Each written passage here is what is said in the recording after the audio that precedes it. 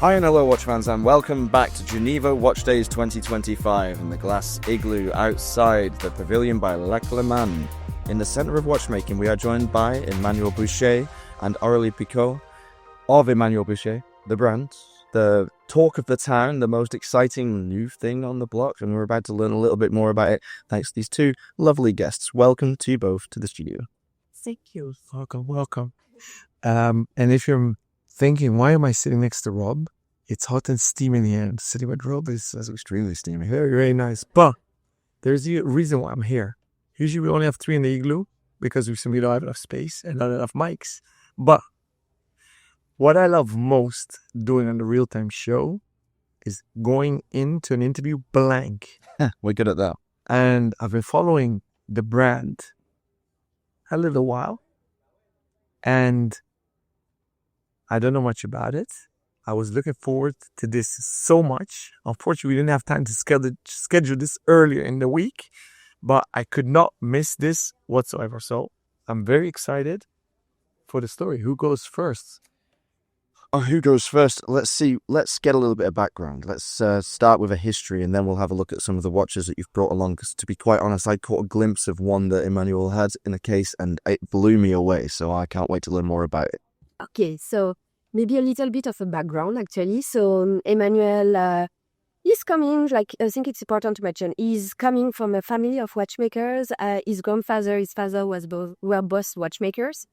And he's a very talented one, obviously. But he was never really thinking of creating his own watch brand. Even so, he's the watchmaker behind the Harry Winston Opus 12.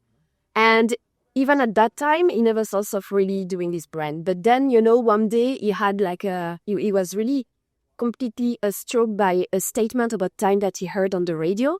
And this statement was actually summarizing everything he always thought about time and the philosophy of time. And this statement was, life is just a moment, a passing hour, a fleeting day. And from that day, he really decided to actually do his own complications and watches in order to express his philosophy of time. So Emmanuel created the Emmanuel Bouchet watch brand back in 2014. Emmanuel started with the Complication 1 watch. And then he focused for a few years or so on unique pieces for clients. And also because he has another company doing also complication, calibers and watches for other brands. But he tries now, not that he tries, but he decided I will actually apply my own time philosophy to myself as well. And I want to really focus now on my own watch brand. So that's why we are here at Geneva Watch Days for the chapter, the next chapter of Emmanuel Bouchet, continuing with the same philosophy and coming with really novelties, and we have novelties for the next few years. I have no idea where Rob went to. It's becoming so hot and steaming here, and he got so excited by the fleeting time philosophy. That's amazing. May I ask what the second company is called? Yes. The second company is called Maclé. Maclé. Spelled? Maclef. I know the Swiss don't like that so much, but I always ask. Any partners you can mention their names for? I'm not sure about that. Yeah. Hey, this is the real-time show. We push the limits. I've tried, guys. At least I tried. So you started 11 years ago. Yeah. Is how much of it in-house proprietary? Sorry? How much of the watches and calibers are done in-house? All the calibers. Actually, Emmanuel is really, so we are really designing, developing, doing the construction and also producing most of the things for the movement, except obviously for some components which are very specific, like the rubies of the movement. But otherwise, regarding the calibers, we do everything in-house, and we have really Emmanuel Bouchet manufactured calibers. I want to look at them. May we please explore some of these novelties? Yeah. And so Alain's just picked up the one that caught my eye before, and I have to say it is extremely arresting, is what I would say. It stopped me in my tracks. The color of the strap, the beautiful dial. Is it mother of pearl? Or? Yes, the dial is mother of pearl, indeed. And just to mention as well that our pieces can be really, really bespoke. That's the strength also to be like a small manufacturer. And here that's an example, even the color of the strap, but we really do also bespoke pieces. And if we go into really like this new product, this is not only a new collection, but this is also a new movement, a new caliber. So the caliber is a double rotor movement. So you have two rotors. And why doing this movement? It's because Emmanuel is always thinking of complication and, getting sometimes, I would say a bit frustrated about it, that most complication takes so much of the force that the amplitude is going down very picky. And so he wanted really, in order to be able to develop any type of complication that he wants to develop, really have a movement which is actually keeping, it's not to extend the power reserve, but really to keep the amplitude of the power reserve stable. For example, if you have 45 hours power reserve with full performance, the idea of the double rotor is to keep without having a decrease in the amplitude. So that's for the new caliber. And if we go into this watch itself, what it does, it's actually making people reflect about time and our relationship to time. This is really using complications in order to be able to make people slow down. So just few explanations. On that watch, in terms of function, you have a dial for hours and minutes. And you have what we call the pillars of time. So you have one pillar which is actually rotating at the speed of the second. One of the other pillar at 3 o'clock, it's actually rotating at the speed of the 24 hours, like the day and night. Why? Because the day and night, you're not able to really see the rotation. It's too slow.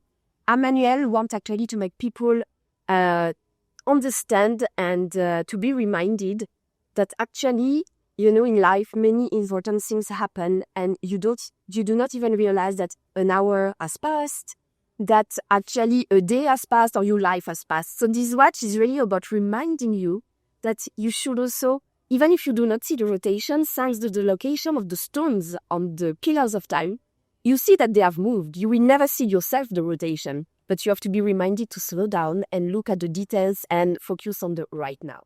Aurelie, I was so mesmerized. The watch that I have here, I did not get any. Can you please repeat that? No. I'm kidding. I'm sorry. I listen. I'm kidding. I am. My wife says not, but I think I can do two things at once. Yeah, your wife's right. As always, look, this mother of pearl dial has got me captivated. The pillars of time are incredible. They're sculptural. They're like nothing we've ever seen before. But is this dial CNC'd or cut, or how is it formed? It's got a ripple effect in it. Like you mean the mother of pearl, that is the curve? Yeah. C'est tout un sorry, mais this is good. Donc, Qu'est-ce qu'il y a? donc on part d'une nacre brute, on commence à faire les premières sinuosités du cadran, par des traits de CNC, mais on tient tout à la main. Okay, so we start obviously with the raw mother of pearl material. We start a little bit with the CNC, but then we do everything by hand. So you take off material, but the layer of... Exactly. Ce qui est important, c'est que malgré le cadran qui soit sous des zones différentes de hauteur, on doit tenir des précisions de l'ordre du centième. Donc il y a des zones où on peut toucher manuellement, d'autres où on doit s'assurer la perfection. So there are some areas where, it has to be so accurate in terms of the dimension, obviously, that you cannot do everything by hand from the start because you have to make sure that you respect all the dimensions. So mother of pearl is rather porous, not so much porous, but it can chip. Very brittle. Yeah, very brittle. So what's the fill rate per dial? What's the what? Sorry. Fill rate. So how much is discarded? Doesn't pass the quality control. Est-ce que ça passe le quality control parce que la nacre? Alors, ça dépend ce qu'on cherche à la montre, mais effectivement, quand on essaye de développer un nouveau produit, que ce soit aussi bien dans le mouvement que ce soit dans dans l'habillage, il faut qu'on puisse garantir effectivement aux clients qui portent une pièce d'avoir la plus grande fiabilité. Alors évidemment, ces pièces sont terminées de TQP, l'usement est fiabilisé depuis plus d'1 an. Et aujourd'hui, on a eu un test au choc sur le vouloir, donc il y a bien une personne qui l'a laissé tomber et la laque, elle s'est pas rendue. Donc c'était plutôt positif. It's very, like it's very important for us to have really, of course, like reliable watches. So yeah, like we are sure that everything is made in the right way to pass all the tests also. And Ouais, yeah, mais je suis content que vous ayez posé la question parce que, en fin de compte, pas beaucoup la posent, mais c'est un des objectifs, c'est nous d'aller jusqu'au bout des choses. Comme pour sortir Complication One, on a mis 3 ans, 3 ans de développement. On aurait pu la sortir avant, mais peut-être avec un manque de fiabilité. Aujourd'hui, on est sûr de notre rôle. is really actually happy that you asked the question because, for example, the Complication Worm that was launched a few years ago, he actually spent 3 years in order to work on the reliability because it's so important, and he's very purist in his approach of he wants to deliver the clients really something which is reliable, and with the best accuracy and with the best materials. I think one of the things that Alan was interested in when it comes to the construction of the dial is how often do they break when you're making them? Because this is like a very fine material, and this is a extremely invasive process for something like mother of pearl. CNCing and hand finishing, you might run into you could be working on the dial for days and then suddenly run into a failure point. Is it common that they break? In the production, I understand that when they're ready. Que la nacre se casse, que pardon se casse dans le processus de Alors juste pour répondre à votre question, sur les nacres qui sont sur les cadrans plats, qui sont très fines, même quand on a la manipulation, elles peuvent se fendre. C'est réel, c'est réel. Mais une fois que je parle des nacres plates, elles sont très fines. So on flat mother of pearl, because it's so thin, yes, obviously, even manipulating the dial, you can actually break it. Ça peut aller. Par contre, là, on est quand même sur des nacres qui font croche de 2,5 mm. Yeah. Donc, c'est très épais pour pouvoir tailler dedans. Et là, on a quand même moins de soucis. So here, for example, we are really with a thickness which is higher, like 2.5 milliliters. So actually, we have less risk to break it. Et pour être juste, il faut bien de la hauteur, de la profondeur, on est obligé. Donc, je crois que c'est la première fois qu'on utilise des nacres aussi épaisses. Et ce qu'on a fait, on n'a pas eu de soucis. En fin de compte, pour vous dire la vérité, on n'a pas eu de casse du tout. So this is the first time that we do this type of dial, actually, since it's novelties, but we didn't have any issue with those dials. Amazing. Yeah. Absolutely gorgeous. And just maybe to add about this product, I forgot to mention there is also you will see on the dial hours and minutes, there is also around what I call a rotative ring. Yeah.